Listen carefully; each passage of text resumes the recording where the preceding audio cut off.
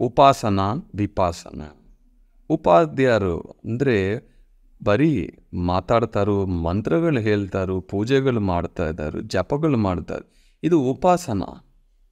ಬಾಯಿಂದ ಅದು ವಿಶುದ್ಧದಿಂದ ಕೆಳಗೆ ಹೋಗುತ್ತದೆ. ಉಪಾಸನ ಅಂದರೆ 1 ಗಂಟೆ ಕಾಲ, 2 ಗಂಟೆ ಕಾಲ, 3 ಗಂಟೆ ಕಾಲ ಮಂತ್ರ ಜಪ ಮಾಡಿ ಮಾಡಿ ಮಾಡಿ ಒಂದು ಕ್ಷಣ ಆ ದಿವ್ಯ ದರ್ಶನ ಸಿಗುತ್ತೆ ಅವ್ರಿಗೆ. ಅಂದರೆ ಈ 3 ಕಣ್ಣು ನೆಲಲು ನೋಡ್ತಾರೆ. ಯಾರು ವಿಪಸ್ಸನ ಮಾಡ್ತಾರೋ, ಶ್ವಾಸದ ಮೇಲೆ ಗಮನ ಮಾಡ್ತಾರೋ, ಅವರು ಆಗ್ನೇಯ ಚಕ್ರ, ಸಹಸ್ರಾರ ಚಕ್ರಕ್ಕೆ ಹೋಗ್ತಾರೋ.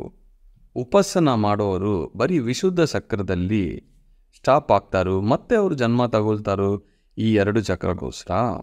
ಉಪಾಸನ ನಿಮಗೆ ವಿಶುದ್ಧ ಚಕ್ರದಿಂದ ಶುರುವಾಗುತ್ತದೆ, ವಿಪಸ್ಸನ ನಿಮಗೆ ಆಗ್ನೇಯ ಚಕ್ರದಿಂದ ಶುರುವಾಗುತ್ತದೆ.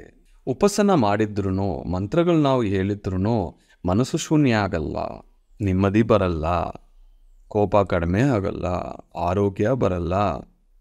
ಬೇರೆಯೊಬ್ಬರನ್ನ ಬೇರೆ ಥರನೇ ನಾವು ನೋಡ್ತಾ ಇರ್ತೀವಿ, ಮನಸ್ಸು ಖಾಲಿ ಆಗೋಲ್ಲ.